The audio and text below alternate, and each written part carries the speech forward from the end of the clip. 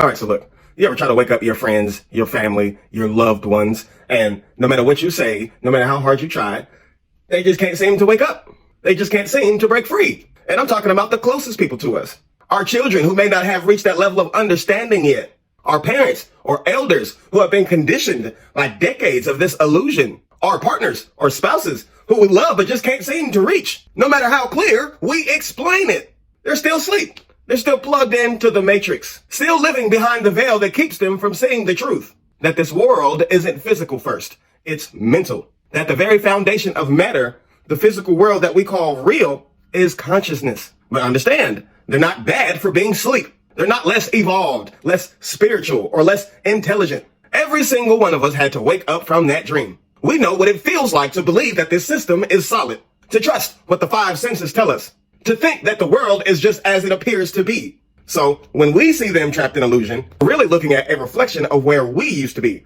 And that's why it hurts, because we recognize ourselves in their blindness. And that's the part I think that we forget sometimes. We forget how long it took us to start seeing past the surface. We forget the confusion, the resistance, the disbelief that we had when someone told us that the world is not as it appears to be. So now, when we try to share that same truth, it sounds to them like it used to sound to us. Unbelievable. That's why when you say it to people, they act like you just said the wildest thing ever. They'll look at you with the straightest face, serious and confident, like you're the one that's lost your mind. They'll say, see, the physical world is real. I don't need to talk about the mental, the mind. The physical is what's real. Everything you see is what's real. But everything around them is proof that the mind comes first. Everything that they're wearing was once a thought.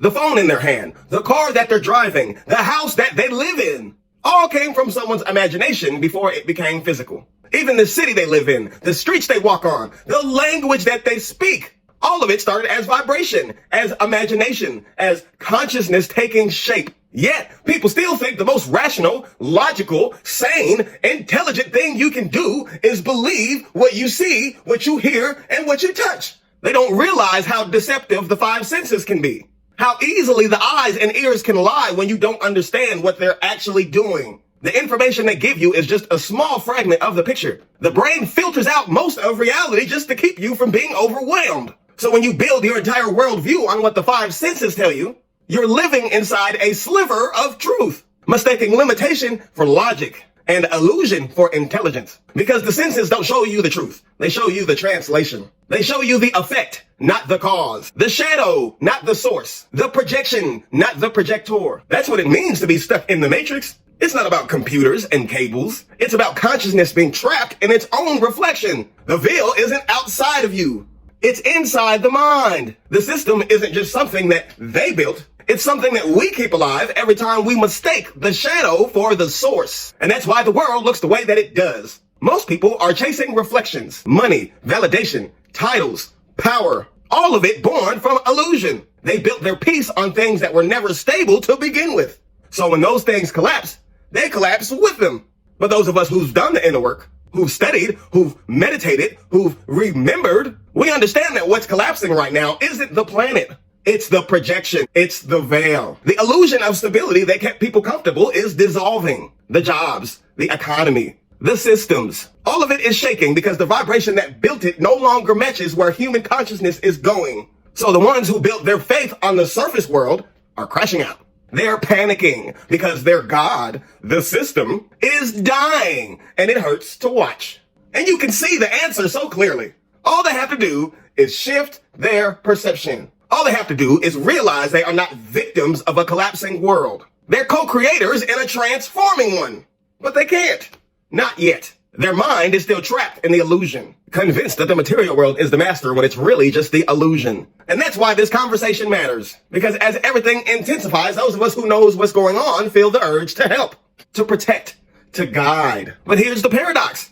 You can't wake somebody up who's not ready to see. That's why Morpheus said, you have to understand that most of these people are not ready to be unplugged. And most of them are so inured, so hopelessly dependent on the system that they will fight to protect it.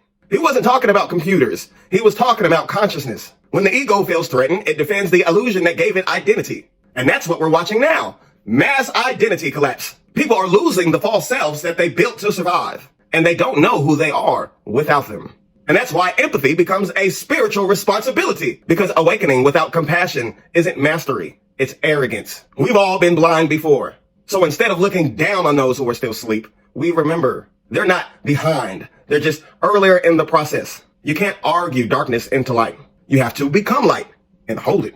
That's the real science of liberation. So when it comes to your loved ones who are still asleep, still behind the veil, what do you actually do? You don't chase them. You don't argue with them. You become the light. You master your own frequency. You keep your field clear. You keep your heart steady and your peace intact. You embody the truth so consistently that your very presence becomes a reminder of what's real. Because you can't teach consciousness. You can only demonstrate it. Every time you stay calm when they panic. Every time you speak with truth instead of fear. Every time you forgive instead of attack. You're teaching through vibration. You're showing, not telling. And that's what transforms people. Resonance, not resistance. It's not your job to make them see. It's your job to stay awake. Because when you stay anchored in awareness, your field becomes a stabilizer for theirs. You become a lighthouse, not chasing ships, just shining so steady that when they finally look up, they know where home is. That's how you help them. Not by dragging them out of the dream, but by glowing so bright they start to question their own. Every thought emits a frequency. Every emotion generates a waveform. And those waves shapes how matter organizes around you. So when you raise your vibration through awareness, through discipline, through love, your electromagnetic field becomes coherent. Coherence creates order. Order creates protection. Your heart, when it's centered in peace, radiates electromagnetic waves that literally stabilizes the chaos around you. Science confirms this. The ancients already knew this. They called it the inner sun, the divine spark within. When the heart and mind align, the field becomes magnetic. That's why a master can walk in a room and the atmosphere shifts without a word. That's what the ancients meant when they spoke of the Christ archetype. I'm not talking about religion. I'm not talking about the church's version of Jesus that people argue about. I'm talking about the state of consciousness that he embodied, the awakened frequency of divine coherence itself. The Christ archetype is what happens when a human being becomes fully synchronized with the universal field, when thought, emotion, and energy are in complete alignment. From a scientific perspective, that's electromagnetic coherence. When the heart and brain fire in rhythm, the nervous system stabilizes, and your energy field becomes ordered. That order radiates outward. It's measurable physics. Your energy becomes gravitational, pulling scattered frequencies into balance. That's why a truly centered person can walk into chaos and then everything starts to calm down. So when the ancient text said that power went out from him, they were describing resonance physics, a coherent field meeting an incoherent one. And the weaker field reorganizing itself to match the stronger. It's not magic. It's synchronization. It's the same principle that makes a tuning fork vibrate when one nearby resonates at the same pitch. When your consciousness is unified, no inner conflict, no emotional noise, your field becomes a stabilizing force in the collective. That's the Christ frequency. Not a person, but a vibration of order strong enough to reorganize chaos itself. And that potential exists in all of us. Most just haven't activated it yet because their energy is scattered. Thoughts are going one way, emotions going another way. But once those forces align, you begin to emit the same harmonics that the Christ archetype demonstrated. You're not worshiping it, you're replicating it. You're becoming it. That's what it means to realize that consciousness governs matter, that coherence is creation. That's how you protect the ones who are still asleep. You can't drag them into awareness, but you can hold your frequency so strong that their spirit starts to remember. You become a living tuning fork. The vibration that reminds their soul of itself. That's what it means to be in the world, but not of it.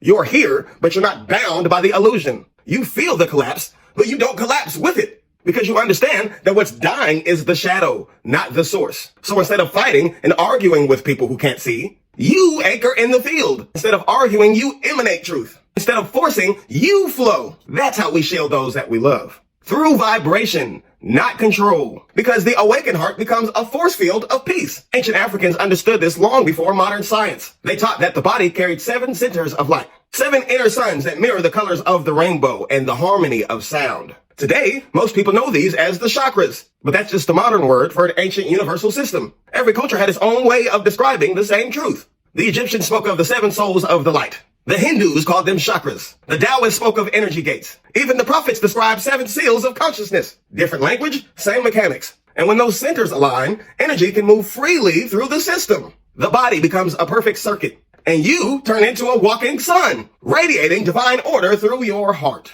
That's why it was said, the kingdom of heaven is within you. They weren't talking about belief. They were talking about alignment. Because when your inner world starts to become coherent, the outer world starts to align with it. And your melanin, this condensed light, it amplifies this technology. It's a living technology that absorbs and transmits frequency. So when you raise your vibration, you become a stabilizing presence. Your being grounds cosmic energy into the physical world. So don't underestimate what your peace does. You could be protecting people right now that have no idea that it is your vibration that is stopping them from breaking down. That's real spiritual warfare. Maintaining coherence in the midst of confusion, because coherence collapses chaos. Love reorganizes matter, and light reveals truth. Now here's what a true master teacher would tell you. Those who are asleep are not your enemies. They are reflections. Their blindness mirrors the parts of you that once couldn't see. Their resistance teaches you patience, compassion, mastery. So don't judge them.